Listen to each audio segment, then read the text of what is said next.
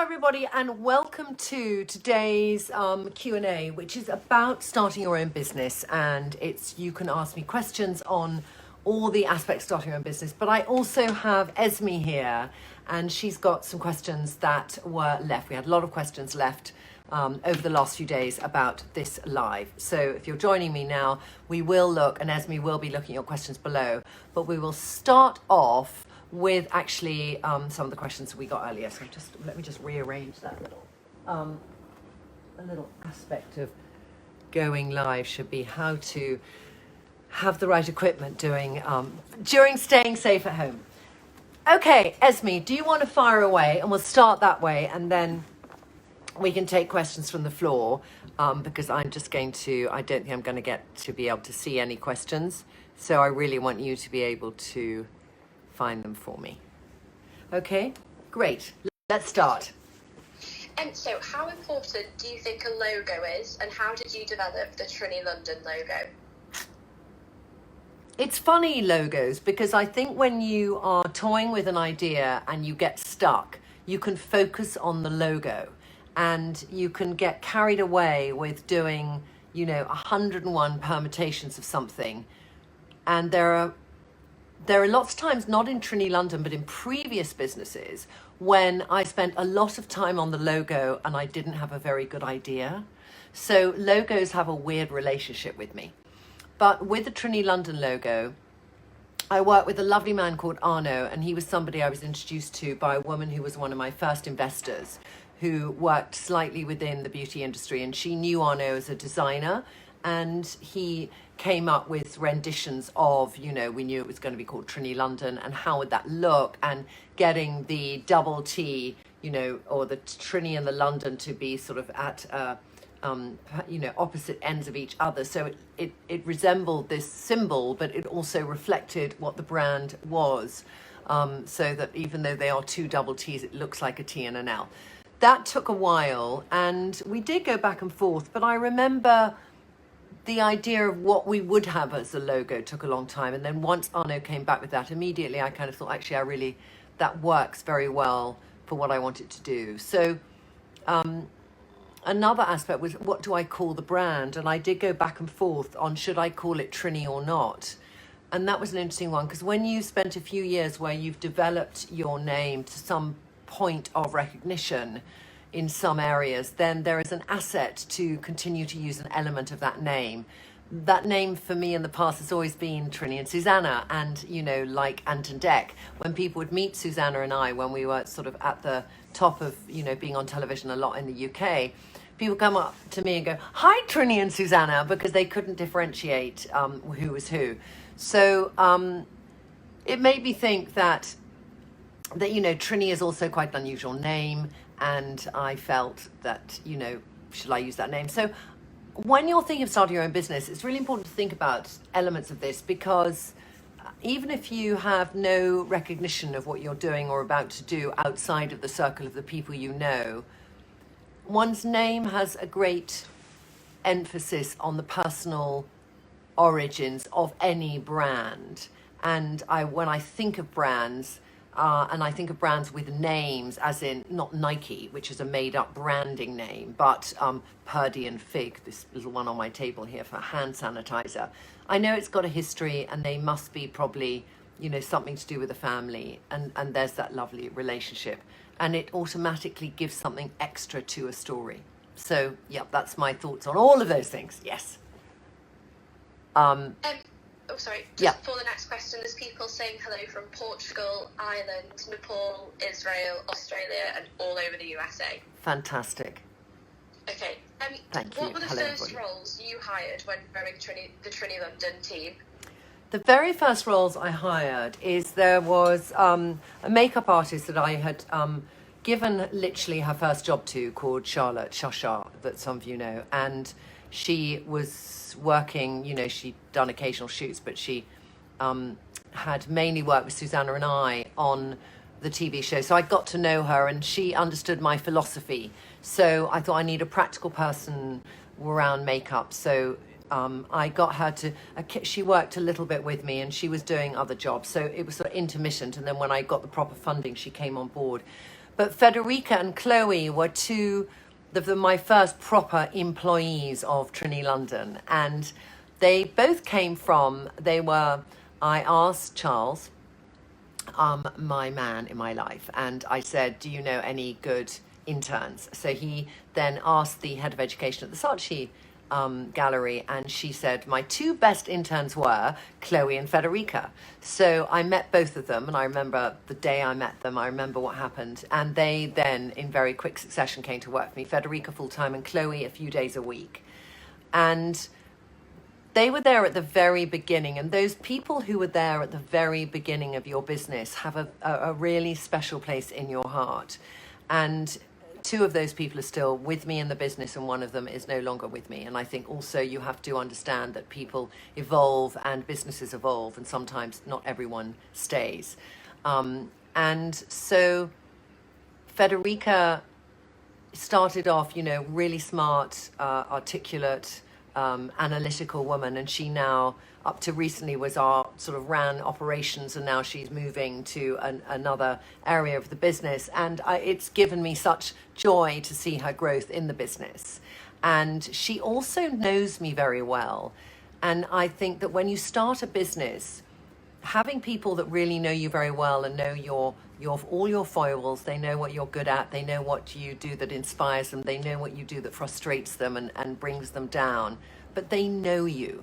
So I find that very comforting. And the same with Chloe. Chloe, I have members of her in the kitchen of my old home, and we were brainstorming the look and the feel and the words we associate with Trini and the brand. And she did all these, she's very creative, Chloe. She did all these drawings, and we had, what in life has reduced by size and become portable?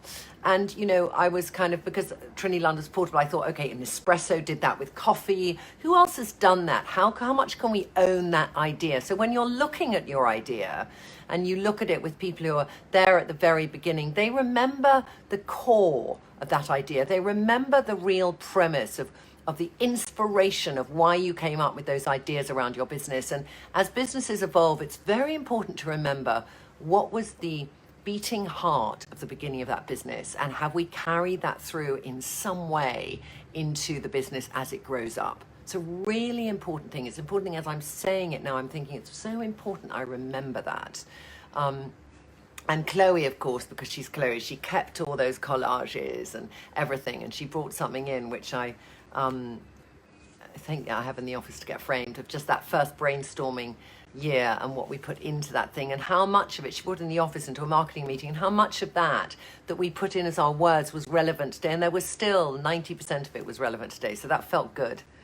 And they and then from there, Mark came, my COO, because I realized I love looking at spreadsheets, but he loves looking at spreadsheets a lot more than me, and he came with a very good financial background. I needed that solid financial background, so that was the kind of tight little group at the very beginning. Long-winded answer, but it brings me back to those early memories, and I feel my heart filling with joy. I screened it in this morning, so I just wanted to communicate that too, that I love him very dearly, and all of them. Yeah. Next one, Esme. How do you make yourself and your company stand out in a potentially crowded market?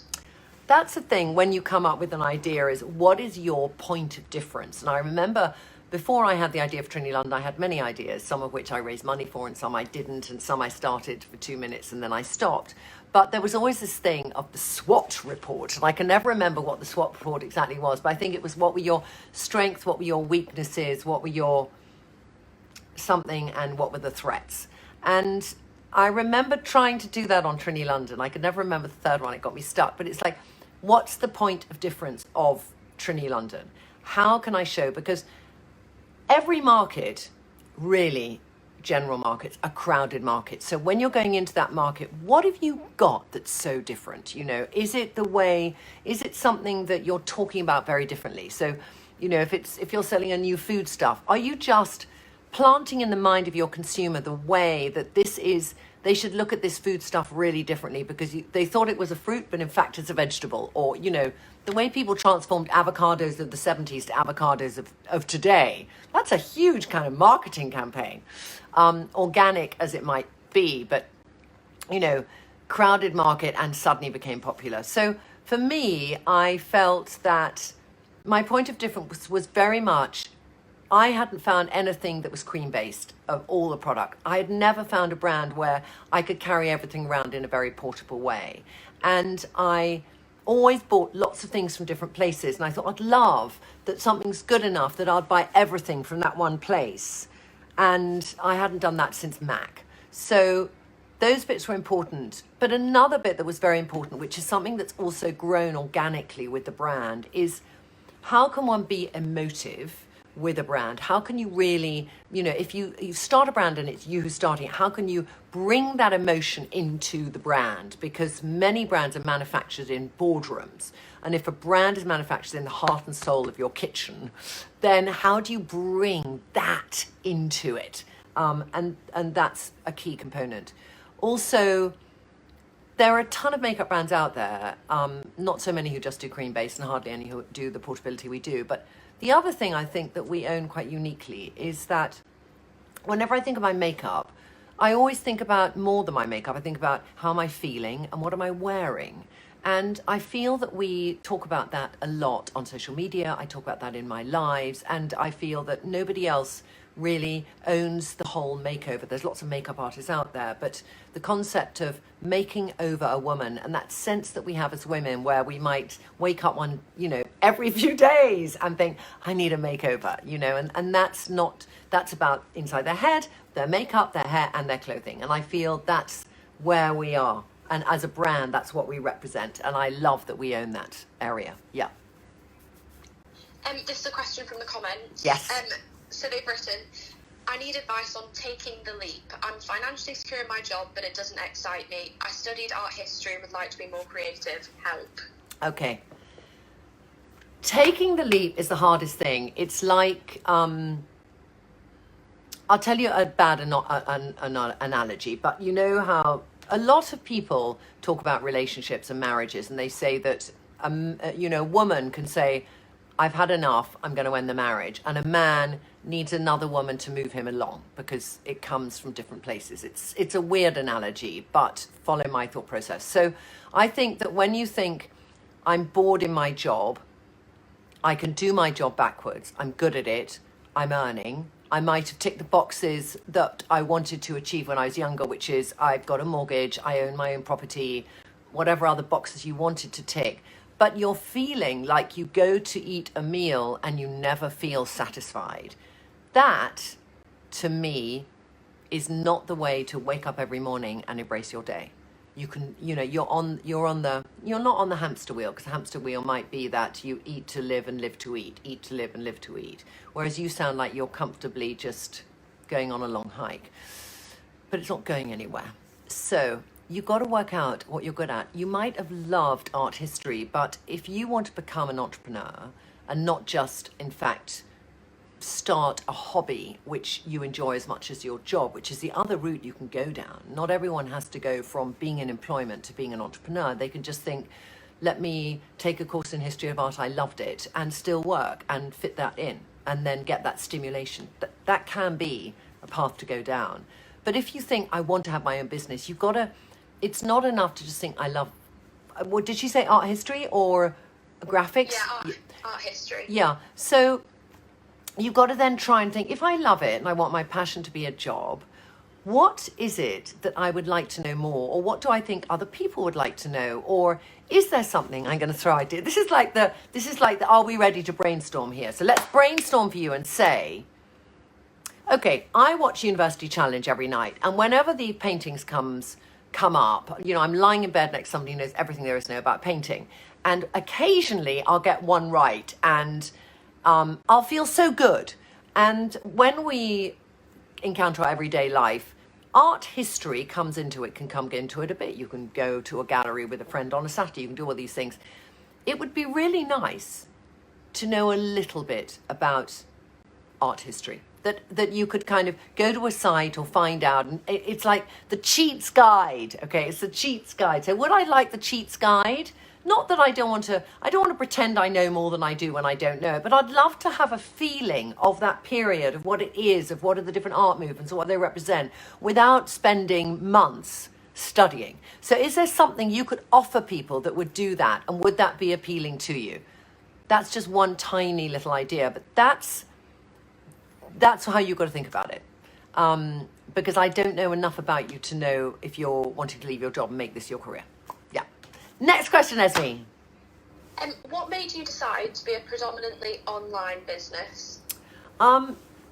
It's a big risk because the audience that I love is the kind of ageless woman, but she can be predominantly 35 to 60 for me. And definitely below and above, by the way, because there's many women in their 60s and 70s who buy Trinny London, and there's many teenagers who get it bought by their mums or in their early 20s. But what I found was how often I had been misdiagnosed at a beauty counter. So there was one thing there that really resonated with me. And so many women I would meet when I would do makeovers, and I probably met and talked to about 4,000 or 5,000 women around this, is you go up to a beauty counter, not all of them, but you might think to yourself, do I want that woman who's wearing that bright blue eyeshadow behind the counter and the pink lip to be telling me what lip I should wear? Do I trust her? There's that. Then there's moments when I would go up to a beauty counter and I would think there's 5 different categories of foundation and that adds up to 120 shades. What do I choose? And the amount of times I would buy 2 shades because I wasn't sure, or it would be in such artificial lighting that I'd go outside and I'll think, oh my God, they turned me into an orange. So those kind of things happened a lot. Needless to say, there are wonderful people who work behind beauty counters, but I felt, because I have a very strong idea of what I feel the brand can do for a woman, if you go through a number of people to get that idea to her, you dilute what you want the message to be. Whereas if you have your idea and you're building it with tech and you're presenting it online and you want a customer to have a journey, use Match to Me to make it easier to actually get the makeup, then I know they're going to get what really suits them and that we've spent a few years working out. And I want them to have that feeling. I want them to get the products home and think, oh my God, I got better colors than if I went to a counter. That is so exciting to me, and that feels different to me, and not different for the sake of being different, but different with an underlying reason as to why it should be done. So that was probably my motivation. And, you know, the challenge is, how can I refine and improve Match to Me on a daily basis? I'm going through that now. As we introduce new things, and we've got lots of new things coming in the next year, I need to slightly adapt Match to Me for that. So at the time when, you know, we have COVID and more people are staying at home, you do then think, this is interesting, because all those ladies who were used to going to a store maybe are saying to themselves, well, why don't I just try? It's not a huge deal. Let me try it. And that excites me that during this time, there are women who would be waiting for us to come to a store near them. And I kept saying, whenever somebody says, when are you coming to? I go, we ship worldwide. Go and do Match to Me, because I believe in it so much, so much. So that's why. And also you can then talk in one language to everyone. I don't mean in terms of German, French, English, whatever, but one emotional language. You know, the living, beating heart of the brand is conveyed every day through social media and the site. And if I had a squillion salespeople in different countries doing that, it would dilute and change the message. Yeah, that's how I feel. Next one, Esme. And as your company grows, how important is it to you to be involved in all areas of your business? The person that wrote this says that they're finding it hard to let go. It's so hard letting go. And I had a long Barney with Mark, my COO, this morning, just saying, I want more visibility on this. I want to, you know, what I've been waiting for a year and a half is a kind of a sort of what we call a dashboard, but we've got a few different dashboards in the business, but I want every little bit of the business, like how many new versus returning customers, how much we're spending every day on advertising, how much we're doing this, everything together. Don't get it. At the moment, we go to different departments to get it. I find that really frustrating. I find during COVID very difficult that I can't be just walking into a meeting that other people are having and just seeing what's going on to sort of just feel I'm letting go, but I'm keeping a little hand in. I've heard young entrepreneurs say, oh, the clever thing is I employ people who are cleverer than me and I let them get on with it. And I do get that a little bit, but I also don't get that, because I think that There's definitely people I've hired, and I spoke about this when I was talking, doing this Q&A on Instagram before, that there's people I have hired. Like, I have a really great CMO, a marketing lady, and she is dynamic. She gets up and she's on it like this, which I adore. And so there's certain things I'll do without her, and then she'll send me an email today saying, oh, I think we shouldn't do this for Christmas. I think we should do this for Christmas. And I'm like, ah. And then it's about when you follow your gut, when you think, is that actually a really good idea? Or no, I'm going to reject that idea and I'm going to go with my gut. It's so difficult to judge that the bigger the business gets, because it is impossible with 75 people that I can be in every meeting. It's impossible I can be in 10% of the meetings. But what I can do is speak to all the people who run a lot of the people and make sure that they're going in the right track that I want the business to go into. And also being open to understanding. So what's the most important thing for me is to filter information I get and to judge it. So if things give me confidence somebody's doing correctly, let them go with that, but still just checking. It's never, ever going to get better. That's all I'd say to that wonderful woman who wrote in. Because if it is your business and it is your baby and you feel very passionately about it, you want to make sure that everybody is looking after it as much as you are. And everybody is looking out for everything as much as you are. And nobody will look out for things more than the founder. Many people will be as vested as the founder, but like tiny things. We did virtual appointments. We launched them 3 days ago. We did 900 sold out, by the way. If you didn't get them, go on now because they will be selling out soon. And nobody had on the main homepage changed the word visit us to virtual appointments. And I'm thinking, there's 14 people in tech now and nobody thought of that. So there will be always things that as a founder you will point out more than others, but there will be many things that you will learn from the people you hire. That's what I'd say. Yeah. Okay, next one, Esme. When you first had the concept of Trinny London, did you see it where it is now? And are there other avenues you want to explore with it yet? It depends what day you would ask me that, because there are days when I thought I kind of visioned everybody around the world buying Trinny London.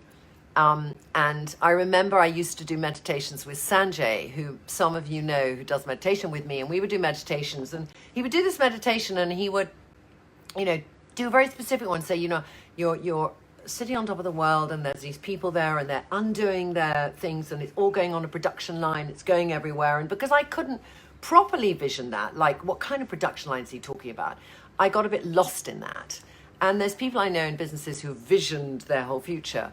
But there's a part of me that's also quite insecure. And I think, will it, is it ever going to get that recognition? Do people love it? And then things will happen where I'll think, oh my God, or I'll read something and somebody will say, international beauty brand Trinny London. I'll go, wow, they put the word international in front of that. They must see it like that. So I do think that on days I feel most confident in my vision of what I feel the brand should be, we are where I so wished we would be. And on days I felt less confident about the brand, we are so much further ahead than I gave it the expectation for.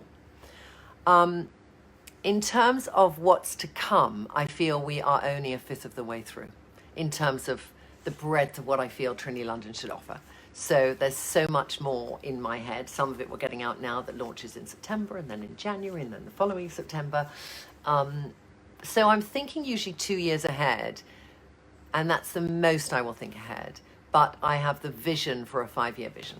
So yeah, that's where I'm at. Next one, Esme.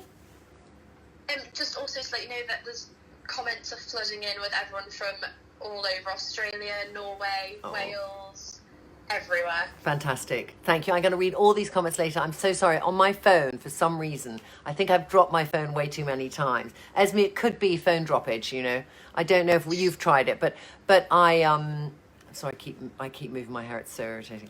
But I will read all your comments afterwards, so thank you. Yeah. How to overcome moments when you feel like you want to give up?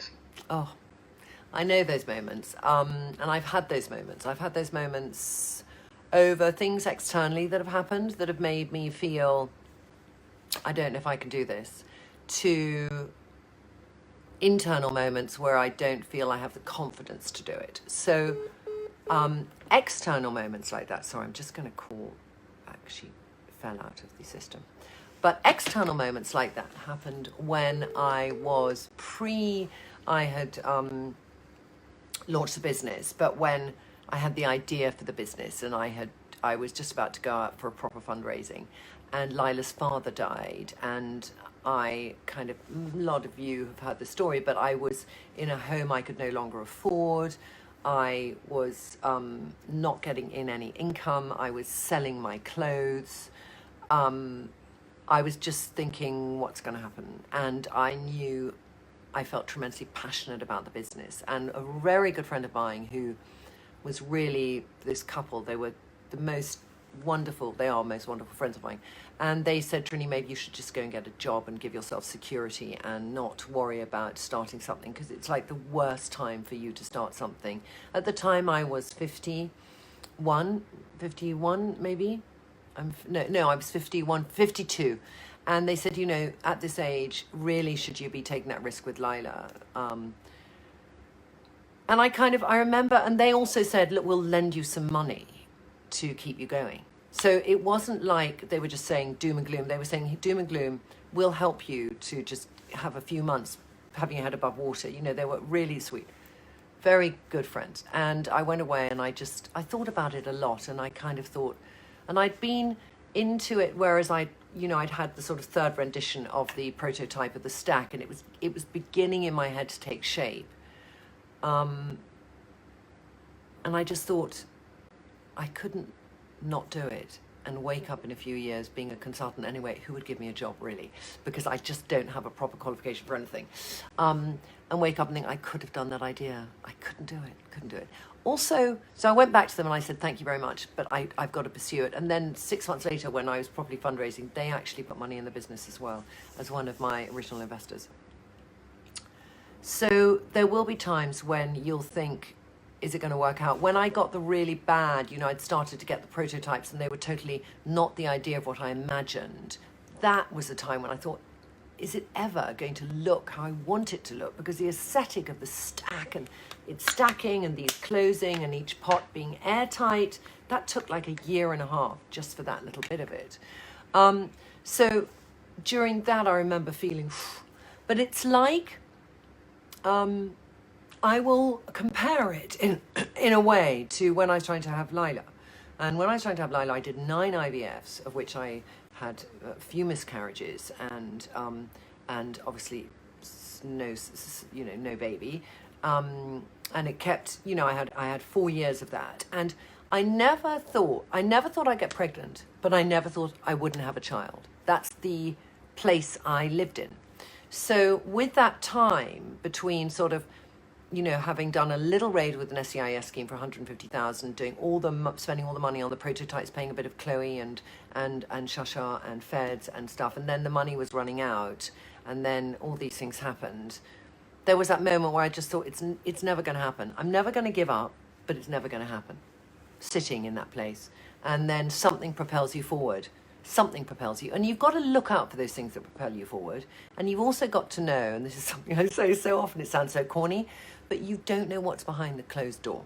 So when I was thinking, money's run out, gotta move, don't know what I'm doing, not getting the right things back from these prototypes, then, and also nobody wants to invest, then suddenly, one day to the next, if you've put it out there, and a lot of this is, when I say you don't know what's behind the closed door, it's about how much work you put in to allow there to be things behind the closed door. Because we can sit back on our laurels and think nothing's happening, or we can try every single thing we know how, still think nothing's happening, and then something will happen. And I have found that throughout my life. When you sit back on your laurels and you don't persevere and work hard, why would something happen? Luck. And how long does luck last if you don't back it up with perseverance and hard work? Not a huge amount of time. So it's that balance. It's a long-winded answer, but I think it's important to explain that, if you've done everything you can do and you've really pursued things, then you should get a break. That's what I found in my life. Yeah. Okay, Esme, next one. Someone has commented, it's hard for me to go it alone and start my own business. What do your friends and family think of Trinny London? My friends and family, the person I most wanted to see Trinny London a success is my dad, weirdly, and he died before. So that if I look, I do see that Trinny London is in the beginning of a potentially really successful business, and it's very exciting because we've achieved certain benchmarks and we are in a brilliant stage in our business. And I remember when I was fundraising, and my dad had seen my career with its ups and downs, and he kind of had faith in it. But I had a complicated relationship with my father. But what was really ironic is that the day I did that tiny investment, and then I went out with plans and everything, and I raised £2.5 million. And the day that closed was the anniversary of my father's death. And I remember this very sweet investor called Karen Hanton, who's a serial investor. She started something called Pets Pajamas. And she did a reservations website, but she's sort of serial, like in her 50s, entrepreneur. Really great woman. And she happened to be on the phone that day, and I hadn't said it to anyone, but I said, it's so odd, Karen, that, and she knew that we were waiting to close this round. And I said, the round's closed, and it's the anniversary of my father's death, and I feel from somewhere he's maneuvering, just something. So I don't know how that came up, Esme. I don't know even why I said it, but I feel it was about gauging the success, wasn't it, of friends and family and what they think. Was that it, the question, Esme? Yeah, that was yeah. exactly And it. so, Lila feels like, she says, oh, I'm going to have Lila London. I don't want anything to do with your business. That's Lila. Charles is immensely supportive and proud of me, and knows what I put into it, and is very proud of that. I think my family are proud of me. I don't talk a huge amount about business to my family, and my friends are, they've told me that they've told me nice things about where we're at today. Yeah. Next question. I just want to say also, everyone in the comments is thanking you for your honesty. They're saying that you're a real inspiration to them, and that they just love watching this and hearing you answer their questions. Thank you. Okay, so someone has commented, I met you at the event in Sydney last year. We hope you enjoyed your time here. Loved it. Will you be doing more pop-up events in the future when things go back to normal? 100%. So even though it's online, I find it's very, very important to go around and grasp a country. So when I went in November to Australia, and we only managed to do Sydney, and I know the Melbourneians were like, excuse me, what about us? But people flew from Perth and from Melbourne and from Brisbane. It was incredible. And we had this Trinny Tribe event. And that's when actually also Lila was so excited, because we had Dido and Nisha and Lila and I there. And these sort of 300 women came, and there was this queue around the block, and they came for this evening of celebrating of the Trinny Tribe. And it was the only event we did. And the energy in the room was incredible. And these women, I get goosebumps. And I've done this a little bit in America on the East Coast, and I've done it, like Zandy runs Trinity Tribe there, and I've done it in Scotland and in Ireland. And each time I have this feeling of we are creating more than just a brand. We're creating a movement of women who believe in positivity, who believe in lifting each other up. And where can that go? That's limitless. That idea is limitless. And so it's like my fuel. If I didn't do them, it's where I get a lot of my energy. So when I'm in that situation, I love it. I could just do that and not run the business, but then that would be tricky. So we will definitely do more when we get to be traveling again, for sure. I can't wait. Yeah. Okay. Someone has asked, how do you come up with the names for your products? The names I come up with very originally, I had 7 categories of makeup. And so the lip glows, Lila was always going to have her, you know, her names of her friends. So these are all Lila's friends, and they're friends from different stages in her life. And the thing about it was that I said, Lila, they've got to be friends that will stay your friends, you know, that they will stay your friends for life. And when I started naming things, Lila was 11 or 12. And I said, Lila, are you sure this is like a solid friend? I mean, I know her friends. And I'm thinking, now, will she be friends with her when she's an adult? So basically, if we start in, I'll just quickly show you. So Maddie is her lovely friend from her current school, and Mia is from her current school. Lila is obviously herself. Cordy, Lila knew when Cordy was in her mummy Tashi's tummy and Lila was in mine, and they went to primary school together. Talis, Lila met at her current school. Indy, she met at her current school. Honor, she met at her current school. Thea is Thea and Taya was a really old friend of ours from her primary school. Who else have I missed out? I'll feel really bad if I missed somebody else. Oh no, because that's a new one you haven't seen yet. Okay. So that's, and then that will always be Lila. So however big the lip glows go, they're going to be Lila's friends. So I love that. The lip to cheeks are mainly my friends, but they're mainly my friends, and they start off. Lady J is Jane Henderson, who is the lady who gave me my first. She was the first woman to have faith in me and believed in what I was doing. And I didn't know her hugely well at the time because our daughters were at school together, but we weren't like bestie friends.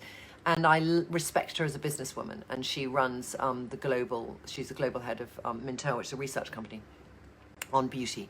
And so that's in honor of her. VB is a girl who worked with us only for about a year, maybe a year and a bit at Trinny London, but she was delightful. And she was called Victoria, and we called her VB. Cha-Cha, you know, and Cha-Cha was our makeup artist who came at the beginning of the brand and left last year, or earlier this year. Pia is one of my oldest girlfriends. I've known her since I was about 18, and she's got dark hair, dark olive skin, and green eyes. Chloe, we all know Chloe and Federica, they're in there. Phoebe is Charles's daughter. Rossi is our lovely Rossi, who is works in product marketing.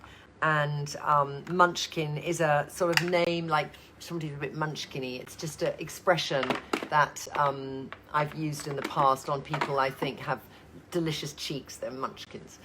So that's that lot. Sheer Shimmer is very much people in the office, and that's tricky because when we did the collection originally, we wanted names that sang well together, but also that should be, is there a hierarchy of who's come in first? And, you know, do they notice? And I'm very conscious. Do they notice maybe we missed over a few people?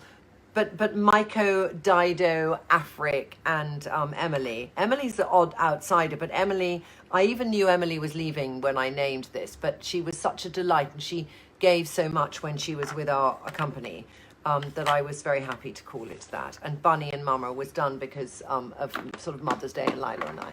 So Flush Flush, Eugenie is a really old friend, Electra's an old friend, Wiggs is my sister, Schmuggy is Tanya Breyer. So they all have a very personal. So whenever I pick them up and I talk about them, I think about those people, and that's why things should be more than just products. They are an emotional relationship. Everything has an emotional relationship. The eyes is something that Shasha came up with, and that's tarot cards, which is very different, but it goes so well with the concept of what the eyes are. And as we expand on eyes, we've done something that's coming out at some stage, which I can't talk about yet, but that's kind of gone in a slightly different direction, but it's fantastic. So yeah, just gives me joy to hear these names because they're all people important in my life. Next question, Esme. How long did product development and research take prior to the launch of Trinny London? It's on any business, and if you're starting a business, product development is really interesting because it's like if you looked at starting a business from scratch and you said, what time do you spend on developing the actual product? What time do you spend on thinking of how you're going to market the product? And what time do you spend on actually selling the product? You need solid foundations to sell well, but one can spend a lot of time on product development, and sometimes it can then stop you moving forward. So I do feel things have to be 100% right, and if they're not, I don't launch them. So I had that with mascara last year. There was some issues with it, and I decided not to launch, and we had to dump £50,000 worth of product, which for us as a business at that stage was huge. But I felt the expectation of what people would expect from a mascara from us having delivered what we delivered.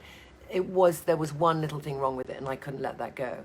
So that cost us at a place where we could just about afford it, but still it cost us. And that was a very difficult decision to make. So to me, the product should be really as good as I want it to be is paramount importance. So, there's things that happen when you do a cosmetic range, and this could happen in different types of things you might do, but you have your original version, and then you send it, you kind of come up with your formula, and you come up with your colors, and you work with manufacturers, and they make it for you. So we have these lovely manufacturers in Italy where you get the best raw ingredients to make product. And sometimes the sort of second batch, because, we do a second batch, third batch, fourth batch, the color is slightly wrong. And you think, what happened?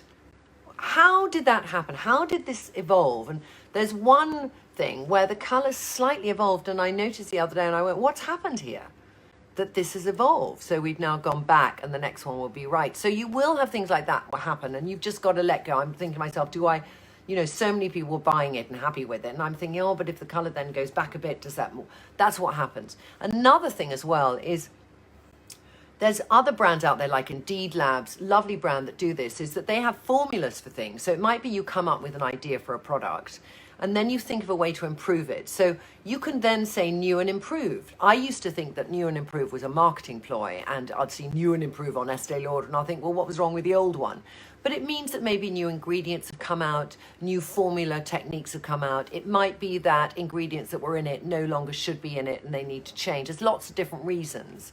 But I do think products should evolve. I do think you need to spend enough time on them, whatever your proposition is that you're doing for an entrepreneurship, that you feel it hits the benchmark that's really good enough for you, like more than good enough for you, and then send it to market. And then worry about how you're going to actually convince people that this is something that they should love as much as you love, and they should buy it, because that's what you really need to spend the time on. If you spend too much time making it perfect, you might never actually work out how to sell it or offer it as a service. Next one, Esme. Someone's commented that they've been loving your content over the past few weeks. How has Trinny London had to adapt to the current climate? I think the hardest way to adapt is we have actually been hiring during staying at home, and we put 4 people on furlough, and now they're off furlough, and they were our makeup artists, but we now have virtual appointments so busy, so they are all doing the virtual appointments, which is fantastic. I love that. But since we've been in COVID, we've hired 10 more people, and they're people who were starting anyway in the business. So that's been one of the hardest things, is to get people to start who then don't meet the whole team apart from on virtual Zoom calls. So managing that, making them feel cozy and welcome, means that we just have to make sure they have one-to-ones with the people who matter. They had a one-to-one with Mark and I yesterday as a group. They could ask us any questions. They meet teams. So it's about communication, and it's also, teams need to know what they're doing, but they also feel reassured to know what other people are doing. And I think it's having, showing people what everyone else is doing too. And we don't maybe do enough of that. And we're looking this week at, should we, we do a weekly company meeting that we get everyone together and just say hi. But it's quite good. And on these smaller meetings, they're saying, this week I'm working on this. And like within marketing, everyone says, today I'm working on this, and they have a check-in. I think it's really important. We put processes in place where everyone checks in every morning with their teams, and they know what they're doing.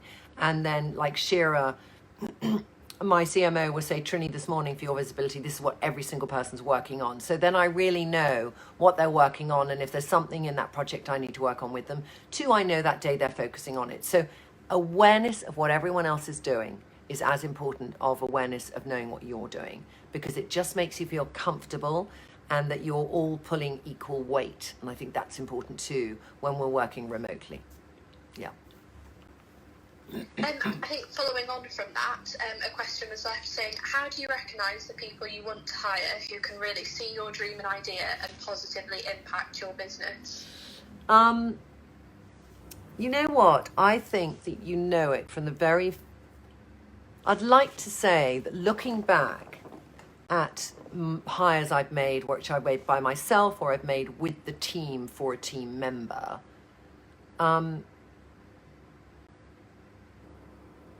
it's interesting how many of them changed since that moment in the interview when I thought, yeah, they're great.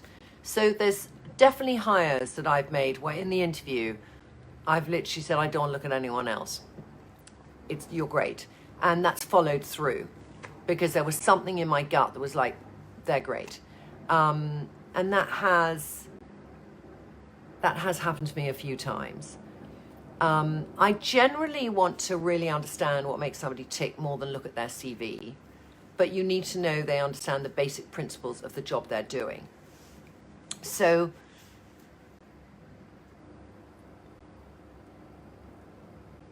I think probably 50% of my choice of people is on gut and 50% is on how they talk about their experience in that role. Does that answer it, Esme?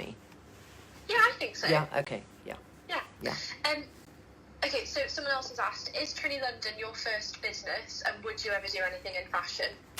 I have done many different businesses over the years, some tiny.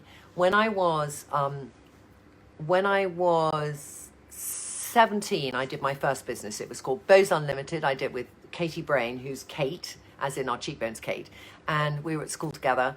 And it was the fashion that Princess Diana had not invented, but these big velvet hair bows with little jewels on them. And, well, she did big velvet hair bows. So Katie and I went to Portobello Market and we bought these Diamante brooches for 50p each. The most we would spend on each one was £1.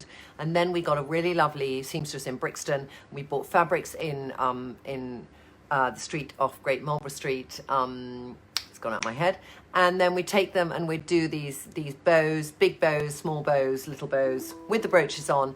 And then we took them round to Harvey Nichols and Scott Crowler and even New York, and we sold them.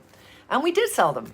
And that was my first entrepreneurial moment.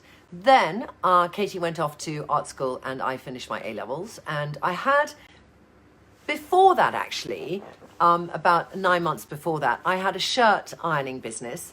And I had all these friends who were boys in the city and they used to work in the trading floors. And then I had a group of rather pretty girlfriends, let's be discriminatory here, with sort of long legs and blonde hair. So I had myself and I can't remember who else I did it with, but we ironed shirts.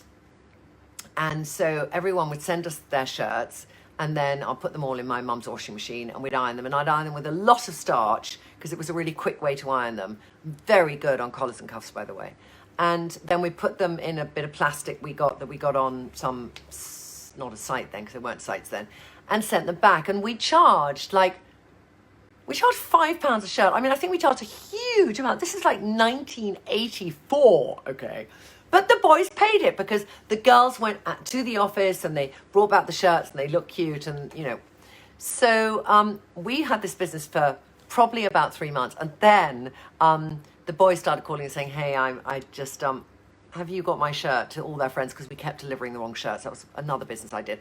Then I did a business with socks called Sock It To Me with this friend of mine called Yossi. And I did that when I was about 21. And we'd thought of an idea for a business after that. I've done so many little things that have been just disastrous.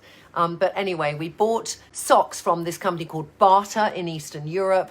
And we bought so many socks. And my God, I found those socks in every cardboard box in every house I've been for about 10 years afterwards. You can't get rid of a bad idea. And we had all these collection of girls again, and they had these big baskets, and they went to those trading floors where I could iron those boy shirts, and they took the socks, and they had long and short and brown and black and whatever. So we sold them. We sold lots of socks, like lots of socks, because it's incredible how much a washing machine eats socks, especially of bachelors.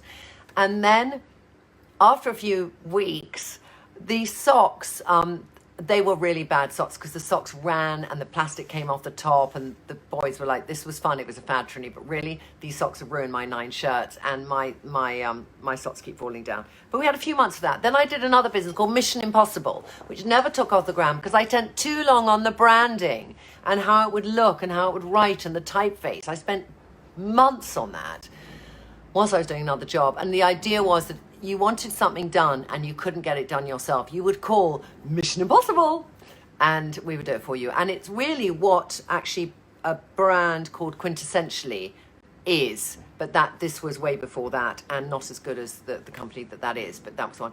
Then I did it with Susanna, a online business, which was just way too early. And I raised £7 million in about 3 months. And it was about going on. We photographed 6,000 pieces of clothing from the high street. And we developed a bit of tech where you could make your body shape. So there'd be like a sort of like a doll shape. And you just pull out the boobs or push in the waist. And you just made your shape because there was no way about taking photographs then. And we would then have done some tech in the background to take those 6,000 outfits, piece of clothing, and you might say, I want a red dress for under £80, and this is my shape. We'd say, oh, Topshop has this one, and we'd measured it and everything. So manually intensive, employed quite a few people, built the business up, and then there was no way we could monetize because there were no people selling online. So it just didn't work. But there's little embers in that idea. Then also for Littlewood, Susanna and I did do a clothing range of QVC. And I think that the clothing range we did was actually wonderful things, but they were just too sophisticated for the audience that we were addressing. And it was square peg and a round hole and it didn't work. So those are probably my main ones. And then I've had many jobs in between.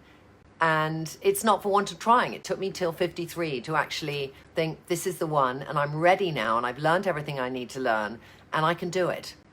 Some people happens to at 20. Some people that happens to at different ages. Yeah. Esme, last question. Okay, so this person has written, I'm interviewing for a new role online. What is something you would look for in a new starter?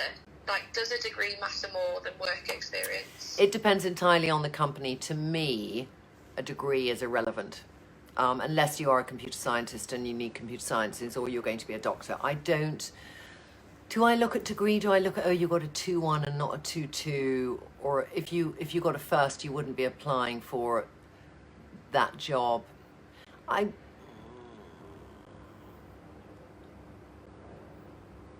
don't look at the GCSEs or A-levels. I'm going to say this quietly because Lila's in the next room. I might look at the degree if it's relevant. Let's say she's doing English or something. I might look at that. You see, she heard her name. I might look at that and think, if they're going to be in the PR department, do they write English well? But I'd much prefer, like my CMO does set people tasks, and I think that's a much better way to understand, can they do something? And I think setting a task, first of all, how lazy is that person about really trying to get the job?